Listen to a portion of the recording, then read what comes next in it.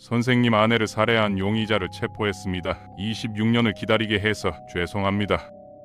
2025년 월 31일 오후 일본 나고야시에 사는 타카바 사토루의 휴대전화가 울렸습니다. 화면에 뜬 이름은 아이치현 경찰서. 69세의 타카바는 잠시 숨을 고르고 전화를 받았죠. 수화기 너머로 들려온 경찰의 목소리는 조심스러웠지만 단호했습니다.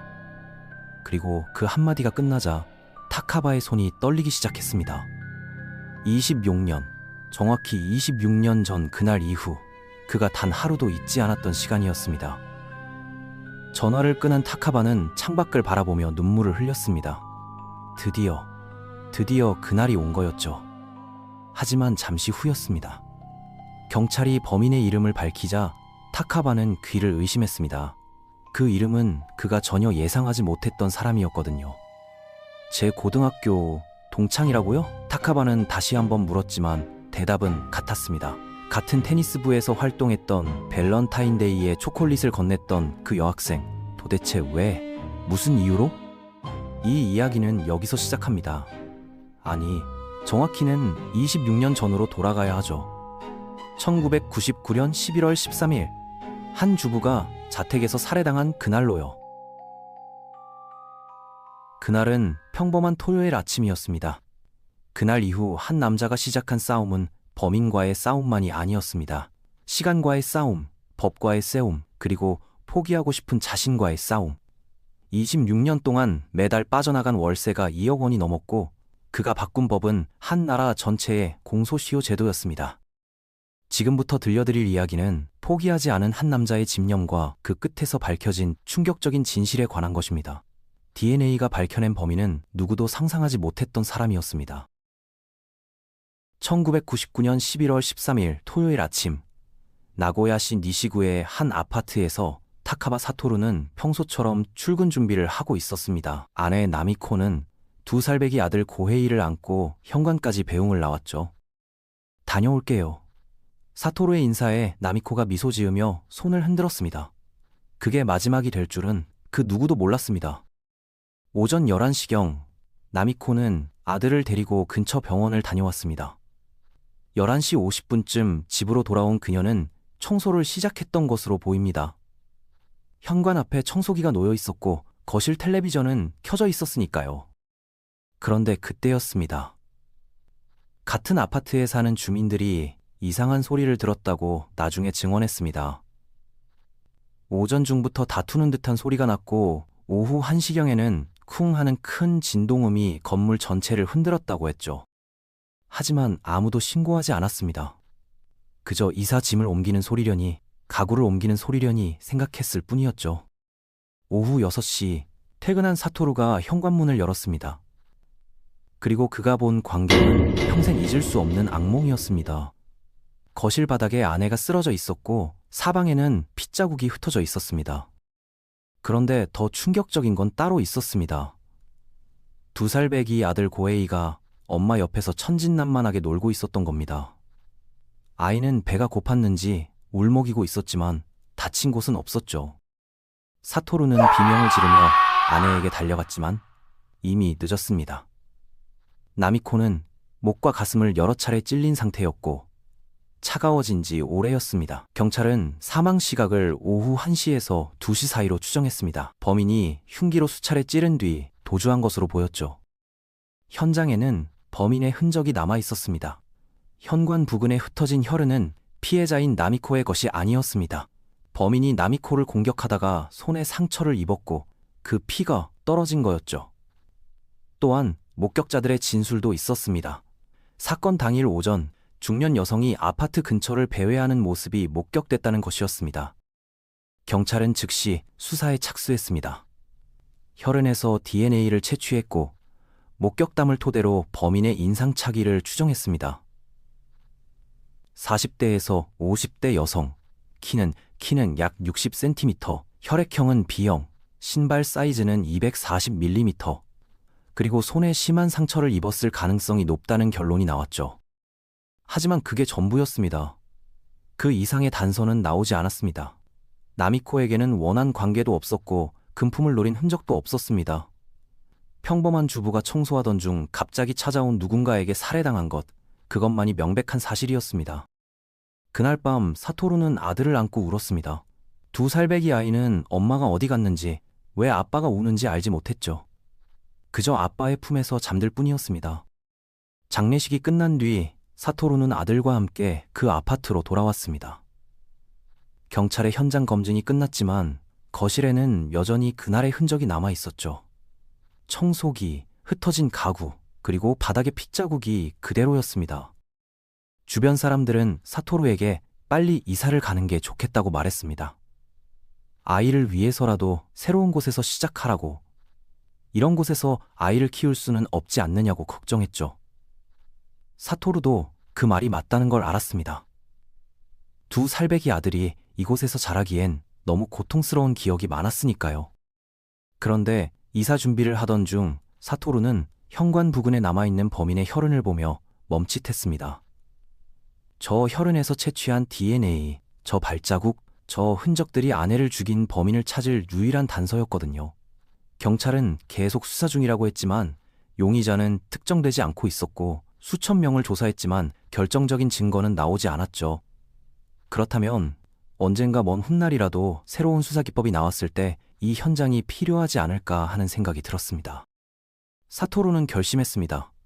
이 방을 그대로 보존하겠다고, 범인이 잡힐 때까지 현장 검증에 활용할 수 있도록 하겠다고요. 1999년 12월 사토루는 아들과 함께 근처의 다른 주택으로 이사했지만 사건이 발생한 아파트는 비우지 않았습니다. 집주인에게 사정을 설명하며 언젠가 범인이 잡히면 그때 이 현장이 필요할 거라고, 그때까지 이 방을 그대로 두고 싶다고 말했고, 집주인은 잠시 망설이다가 고개를 끄덕였죠. 2000년 1월 첫 월세가 사토루의 통장에서 빠져나갔습니다. 한 달에 7만 엔, 우리 돈으로 약 65만 원 정도였죠.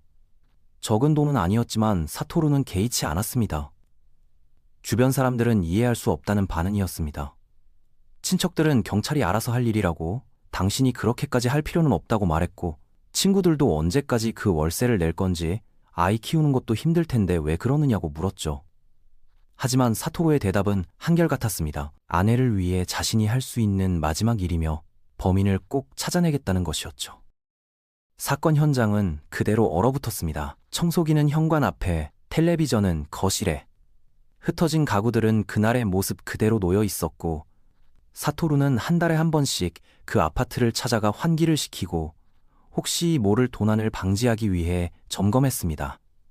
그렇게 한 달이 지나고 1년이 지났으며 경찰 수사는 계속됐지만 용의자는 여전히 오리무중이었죠. 사토루의 통장에서는 매달 7만 엔씩 빠져나갔고 그 금액은 점점 쌓여갔습니다. 2001년, 2002년, 2003년으로 세월이 흘러도 범인은 나타나지 않았습니다. 주변 사람들의 걱정은 점점 커졌지만 사토루는 포기하지 않았고 아들 고에이는 자라서 유치원에 입학했고 초등학교에 들어갔습니다.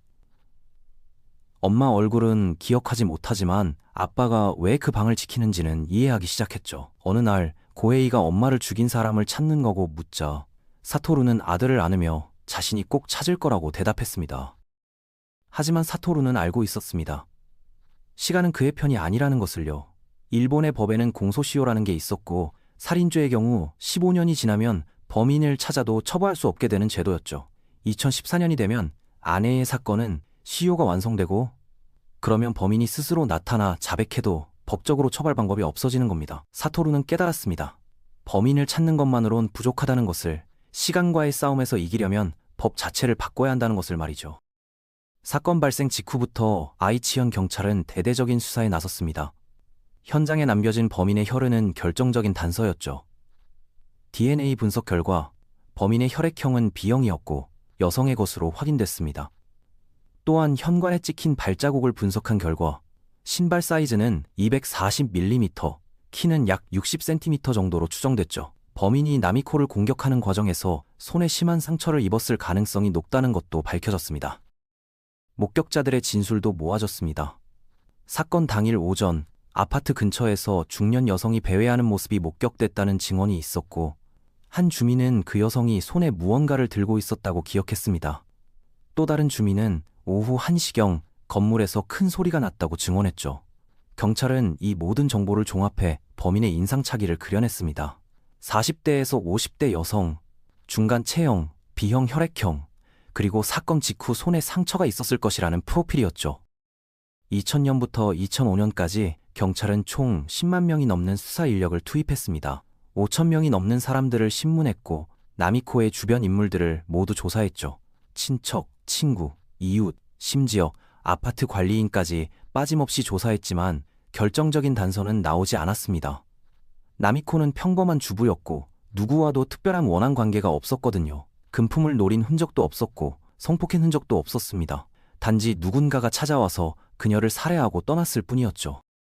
2002년 경찰은 범인의 몽타주를 제작해 대대적으로 배포했습니다. 목격자들의 진술을 토대로 그린 얼굴이었고 현상금도 걸렸습니다. 나고야시 전역에 수배 전단지가 붙었고 텔레비전 뉴스에서도 이 사건을 집중 보도했죠. 하지만 결과는 마찬가지였습니다. 수많은 제보가 들어왔지만 대부분 오인이거나 근거 없는 추측이었고 결정적인 용의자는 나타나지 않았습니다. 사토루는 매달 월세를 내면서 기다렸습니다. 경찰의 수사 진행 상황을 꾸준히 확인했고 새로운 제보가 들어올 때마다 기대했지만 번번이 빗나갔죠. 2003년이 지나고 2004년이 됐을 때 사토루는 심각한 문제를 깨달았습니다. 사건 발생 후 5년이 지났지만 범인은 여전히 오리무중이었고 앞으로 10년 안에 범인을 찾지 못하면 모든 게 물거품이 되는 거였죠. 공소시효 15년, 2014년 11월 13일이 되면 범인을 찾아도 처벌할 수 없게 됩니다. 사토루는 다른 살인사건 유족들을 만나기 시작했습니다. 자신처럼 가족을 잃고 범인을 찾지 못한 사람들, 공소시효 때문에 좌절한 사람들이 생각보다 많았거든요. 그들과 이야기를 나누면서 사토루는 확신했습니다. 이 문제는 자신만의 문제가 아니라는 것을, 법을 바꾸지 않으면 같은 비극이 반복될 거라는 것을요. 2005년, 사토루는 다른 유족들과 함께 모임을 결성했습니다. 이름은 소라노카이, 우리말로 하늘나라의 모임이었죠. 그들이 내세운 목표는 분명했습니다. 살인죄 공소시효 폐지. 당시 일본에서는 살인죄라도 15년이 지나면 시효가 완성돼 범인을 처벌할 수 없었는데 이 제도를 없애자는 것이었죠. 하지만 쉬운 일이 아니었습니다. 법을 바꾸려면 국회를 움직여야 했고 여론을 설득해야 했으며 무엇보다 시간이 없었습니다. 사토루의 아내 사건은 이미 6년이 지난 상태였고 앞으로 9년밖에 남지 않았거든요. 시간과의 전쟁이 시작된 겁니다. 2005년부터 소라노카이의 활동이 본격적으로 시작됐습니다. 사토루는 대표 간사를 맡았고 전국에서 모인 살인사건 유족들과 함께 거리로 나섰죠. 그들은 나고야 시내 곳곳에서 서명운동을 벌였습니다. 공소시효 때문에 범인이 처벌받지 못한다는 것이 얼마나 부당한 일인지, 유족들이 얼마나 고통받는지를 시민들에게 알렸죠. 처음엔 지나가는 사람들의 반응이 냉담했습니다. 법을 바꾸는 게 어디 쉬운 일이냐는 현실적으로 불가능하다는 시선이 대부분이었거든요. 하지만 사토루와 유족들은 포기하지 않았습니다. 비가 오나 눈이 오나 거리에 나가 서명을 받았고 자신들의 이야기를 들려주었죠.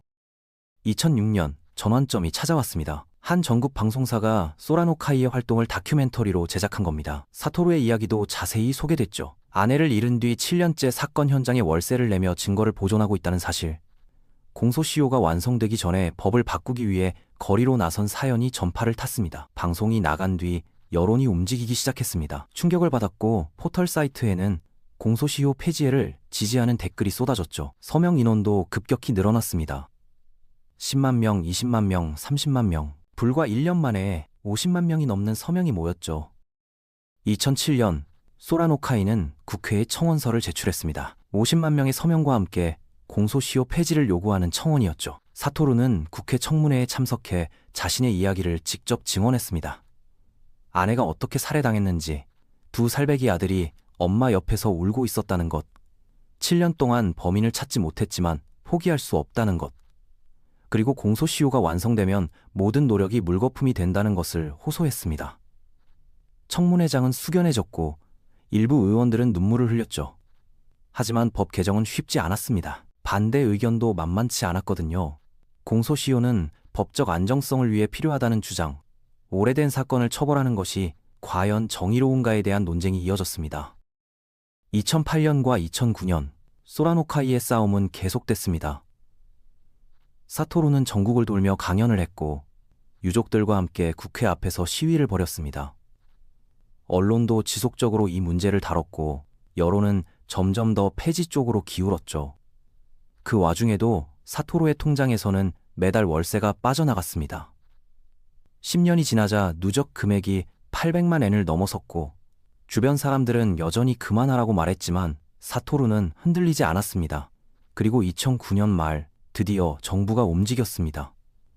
법무부가 형사소송법 개정안을 발표한 겁니다. 살인죄의 공소시효를 25년으로 늘리고 단계적으로 폐지하겠다는 내용이었죠. 2010년 4월 27일 역사적인 날이었습니다. 일본 국회에서 형사소송법 개정안이 통과된 겁니다. 살인죄의 공소시효가 완전히 폐지됐고 무엇보다 중요한 건 기존 사건에도 소급 적용된다는 것이었죠. 2014년에 시효가 완성될 예정이었던 사토루의 아내 사건도 이제 시효가 없어진 겁니다. 범인이 20년 뒤에 잡히든 30년 뒤에 잡히든 반드시 처벌받게 되는 거였죠. 법안이 통과됐다는 소식을 듣고 사토루는 무너져 내렸습니다. 5년간의 싸움이 드디어 결실을 맺은 순간이었고 시간과의 전쟁에서 이긴 순간이었거든요. 하지만 기쁨도 잠시, 사토루는 현실을 직시해야 했습니다. 법은 바뀌었지만 범인은 여전히 오리무중이었죠. 공소시효는 없어졌지만 범인을 찾지 못하면 아무 소용이 없었습니다. 2010년, 사건 발생 후 11년이 지났지만 용의자는 특정되지 않았고 경찰 수사는 점차 동력을 잃어가고 있었습니다. 사토루는 다시 결심했습니다. 법을 바꾼 것처럼 범인도 반드시 찾아내겠다고요. 그래서 계속 월세를 냈습니다. 12년째, 13년째, 14년째, 주변에서는 이제 그만하라고, 경찰이 알아서 할 거라고 말했지만 사토루는 듣지 않았습니다. 그렇게 또다시 15년이 흘렀습니다. 법은 바뀌었지만 범인은 나타나지 않았고 사건은 장기 미제로 남았습니다. 사토루의 아들 고헤이는 어느덧 성인이 됐고 아버지가 왜 그렇게까지 하는지 완전히 이해하게 됐죠. 그리고 2025년 여름, 26년 만에 전환점이 찾아오게 됩니다. 2010년 법 개정 이후에도 사토루의 일상은 변하지 않았습니다. 매달 첫째 주가 되면 통장에서 7만 엔이 빠져나갔고 한 달에 한 번씩 그 아파트를 찾아가 환기를 시키고 점검했죠. 12년째, 13년째, 14년째로 세월이 흘러갔습니다. 경찰은 계속 수사한다고 했지만 새로운 단서는 나오지 않았고 사건은 점점 사람들의 기억 속에서 잊혀져 갔습니다. 하지만 사토루는 잊지 않았습니다. 아니, 잊을 수 없었죠. 2015년이 되자 누적 월세가 1,300만 엔을 넘어섰습니다. 우리 돈으로 약 1억 2천만 원 정도였죠. 친구들은 이제 정말 그만하라고 말했습니다. 16년이나 지났는데 범인이 나타날 가능성은 거의 없다고, 그 돈으로 차라리 아들의 대학 등록금을 준비하는 게 낫지 않겠냐고 했습니다. 은행 직원조차도 매달 빠져나가는 월세 내역을 보며 혹시 실수로 자동이체가 유지되는 건 아니냐고 물었죠. 하지만 사토루는 흔들리지 않았습니다. 범인이 잡힐 때까지 이 현장은 반드시 보존돼야 한다고, 그게 아내에게 할 수 있는 마지막 약속이라고 말했습니다. 2020년, 사건 발생 21년째 되는 해에 경찰은 새로운 시도를 했습니다. 목격자 진술을 바탕으로 범인의 나이든 모습을 추정한 몽타주를 제작해 다시 배포한 겁니다. 1999년 당시 40대였다면 이제 60대가 됐을 테니 그 모습을 그려낸 거였죠. 또한 제보자에게 최대 300만 엔의 보상금을 지급하겠다고 발표했습니다. 사토루는 기대했지만 결과는 마찬가지였습니다. 제보는 들어왔지만 대부분 확인되지 않았고 용의자는 특정되지 않았죠. 그래도 사토루는 포기하지 않았습니다. 21년을 기다렸는데 이제 와서 포기할 수는 없었거든요. 2022년이 됐을 때 아들 고에이는 대학을 졸업하고 취직했습니다.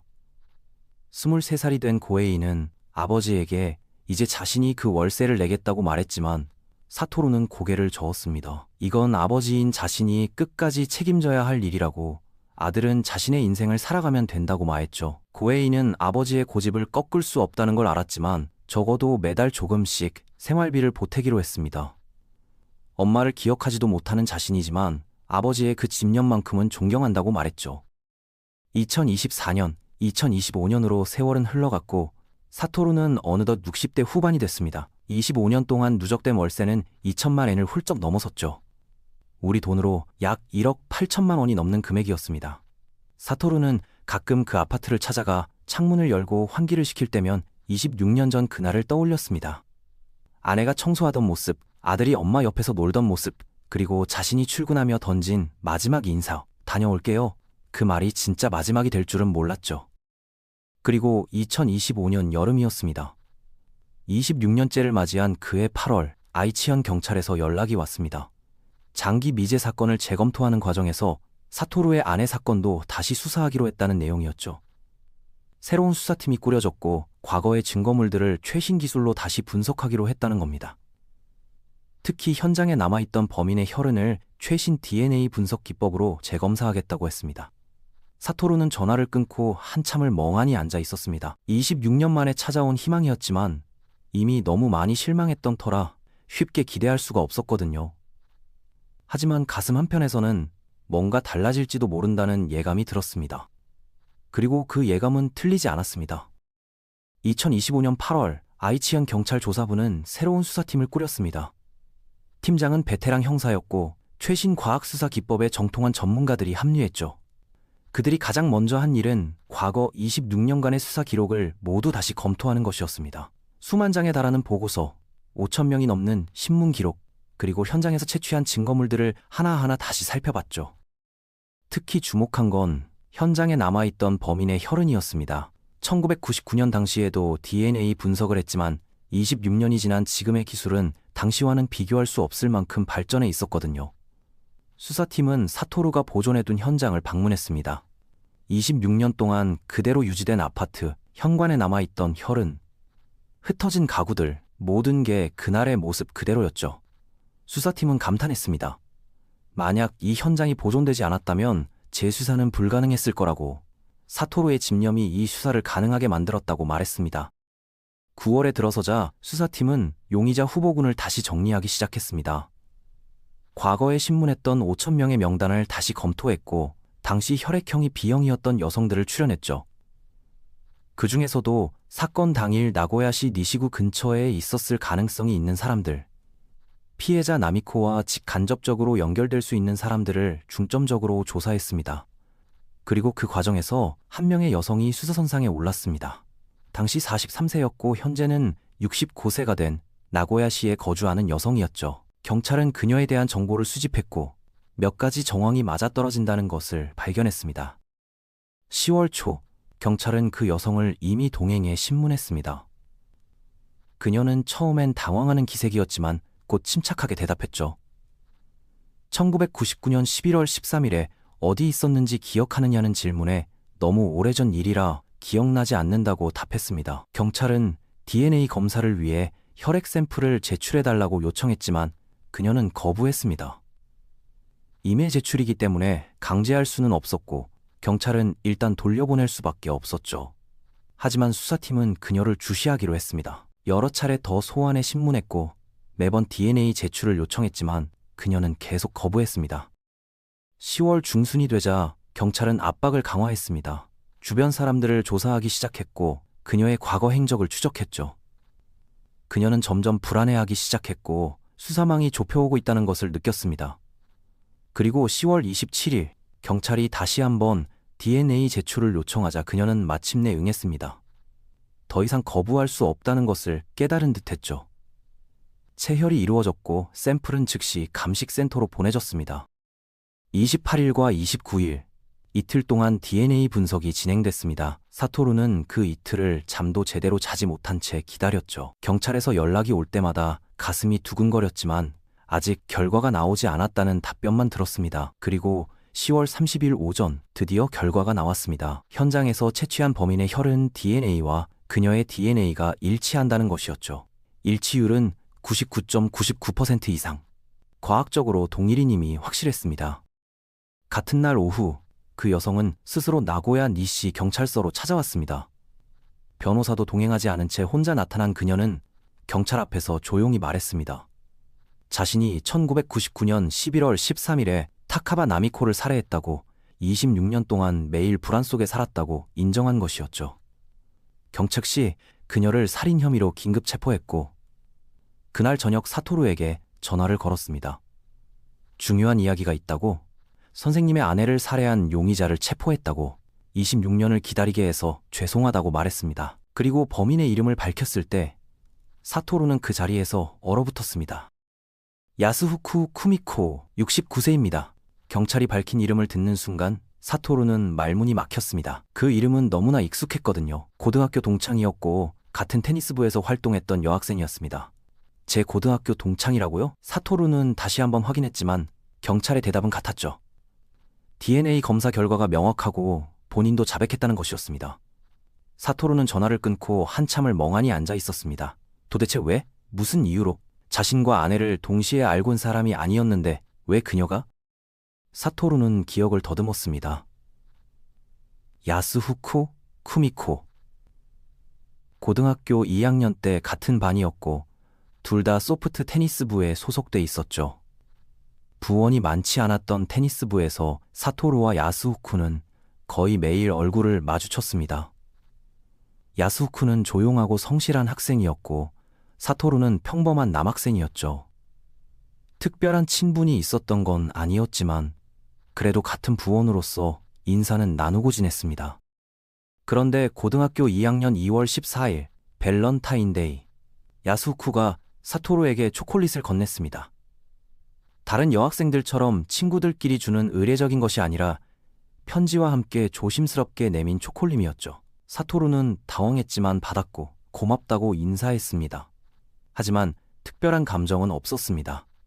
당시 사토루는 다른 여학생에게 관심이 있었고 야스후쿠에게는 미안하지만 그 이상의 감정을 느끼지 못했거든요. 대학에 진학한 뒤에도 야스후쿠는 가끔 사토루의 테니스 경기를 보러 왔습니다. 사토루는 그때 야스후쿠에게 솔직하게 말했습니다. 연습에 오는 건 곤란하다고, 자신은 그녀를 그런 식으로 생각하지 않는다고요. 야스후쿠는 그 말을 듣고 눈물을 흘렸다고 했습니다. 사토루는 그 기억이 희미했지만 경찰이 상기시켜주니 떠올랐죠. 그 이후로 야스후쿠와의 연락은 완전히 끊어졌고 사토루는 대학을 졸업한 뒤 나미코를 만나 결혼했습니다. 그런데 1999년 6월이었습니다. 고등학교 동창회가 열렸고 사토루도 참석했죠. 그곳에서 오랜만에 야스후쿠를 다시 만났습니다. 20년 만에 재회였고 둘 다 중년이 돼 있었습니다. 야스후쿠도 결혼해서 아이가 있다고 했고 사토루도 아내와 2살배기 아들 이야기를 했죠. 동창회 자리에서 야스후쿠는 사토루에게 넋두리를 했습니다. 일과 가사를 병행하느라 너무 힘들다고, 남편은 집안일에 무관심하고 아이 키우는 것도 혼자 다 해야 한다고 말했습니다. 사토루는 그저 위로하는 의미로 힘내라고 답했습니다. 그게 마지막 대화였죠. 그리고 그로부터 5달 뒤인 11월 13일, 사토루의 아내 나미코가 살해당했습니다. 당시 사토루는 야스후쿠를 전혀 의심하지 않았습니다. 20년 만에 만난 동창일 뿐이었고 나미코와는 아무 관계도 없었으니까요. 경찰도 야스후쿠를 용의선상에 올리지 않았습니다.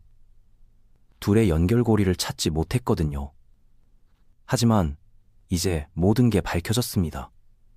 야스후쿠가 범인이었고 DNA가 그것을 증명했으며 본인도 자백했습니다. 11월 1일 야스후쿠는 나고야 지방검찰청으로 송치됐습니다. 언론은 이 사건을 대대적으로 보도했고 26년 만에 해결된 장기 미제 사건으로 전국적인 화제가 됐죠. 사토루는 언론 인터뷰에서 아직도 실감이 나지 않는다고 말했습니다. 범인이 잡혔다는 사실도 믿기 어렵고 그 사람이 자신의 동창이라는 사실은 더욱 충격적이라고요. 그리고 이제 그 방을 정리할 수 있게 됐다고, 26년간 자신을 지지하고 지원해준 모든 분께 감사를 전하고 싶다고 말했습니다. 하지만 한 가지는 여전히 미궁으로 남아 있었습니다. 왜?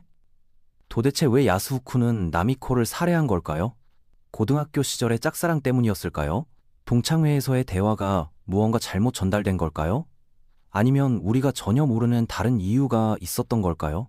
경찰 조사에서 야스후쿠는 범행은 인정했지만 구체적인 동기는 밝히지 않았습니다. 다만 26년간 매일 불안했다고, 사건 관련 신문 기사조차 볼 수 없었다고만 말했을 뿐이었죠. 그녀의 마음속에 무엇이 있었는지 그 진실은 여전히 어둠 속에 남아 있었습니다. 2025년 11월 중순, 사토루는 26년 만에 그 아파트의 문을 마지막으로 열었습니다. 경찰의 현장 검증이 모두 끝났고 이제 정말로 정리할 때가 온 것이었죠. 현관에 놓여있던 청소기, 거실의 가구들, 그리고 바닥에 희미하게 남아있던 흔적들. 모든 것이 그날의 기억을 담고 있었습니다. 사토루는 천천히 방 안을 걸으며 아내를 떠올렸습니다. 26년 전 그날 아침, 아들을 안고 현관까지 배웅 나왔던 나미코의 미소가 떠올랐죠. 다녀올게요. 그 말이 마지막이 될 줄 몰랐던 평범한 아침, 그리고 그날 이후 시작된 긴 싸움. 사토루는 창문을 열어 환기를 시키며 중얼거렸습니다. 여보, 드디어 범인을 잡았어요. 26년 걸렸지만 당신과의 약속을 지켰습니다. 집주인이 찾아와 그동안의 노고를 치하했습니다. 26년 동안 한 번도 밀리지 않고 월세를 냈고 덕분에 범인을 잡을 수 있었다고 말했죠. 총 누적 금액은 2,200만 엔, 우리 돈으로 약 2억 원이 넘는 금액이었습니다.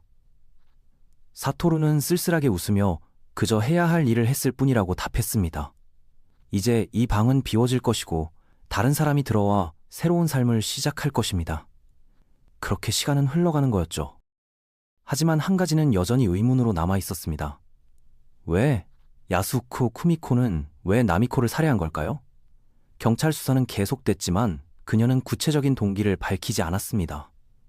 고등학교 시절 사토루에게 가절게 가졌던 감정이 20년 넘게 지속됐던 걸까요? 동창회에서 행복해 보이는 사토루의 가정이 질투심을 불러일으켰던 걸까요? 아니면 저리가 잘 알지 못하는 다른 이유가 있었던 걸까요? 야스후쿠는 다만 피해자에게 미안하다고 20년간 불안 속에 살았다고만 반복할 뿐이었습니다. 사토루는 그 답을 영원히 알지 못할 수도 있다는 것을 받아들였습니다. 중요한 건 범인이 잡혔다는 것, 법의 심판을 받게 됐다는 것, 그리고 아내에게 한 약속을 지켰다는 것이었죠. 완벽한 해결은 아니었지만 26년간의 싸움은 여기서 끝나는 겁니다. 사토루는 아파트 문을 잠그며 작별 인사를 했습니다. 이제 안녕이라고, 고마웠다고, 이 공간 덕분에 범인을 잡을 수 있었다고 말이죠. 11월 말, 사토루는 아들 고에이와 함께 나미코의 묘를 찾았습니다. 묘비 앞에서 사토루는 조용히 말했습니다. 범인을 잡았다고, 26년 걸렸지만 끝까지 포기하지 않았다고요. 고에이는 엄마를 기억하지 못하지만 아버지가 엄마를 얼마나 사랑했는지는 알고 있다고 말했습니다. 26년간 매달 월세를 내며 현장을 지킨 것, 공소시효를 폐지시킨 것, 그 모든 게 엄마를 향한 사랑이었다는 것을 알고 있다고요. 부자는 한참을 묘 앞에 앉아 있었고 따뜻한 가을 햇살이 그들을 비추고 있었습니다. 26년 만에 찾아온 평화로운 순간이었죠. 비록 모든 의문이 풀린 건 아니었지만 적어도 정의는 실현됐습니다. 포기하지 않은 한 남자의 집념이 만들어낸 기적 같은 결말이었습니다.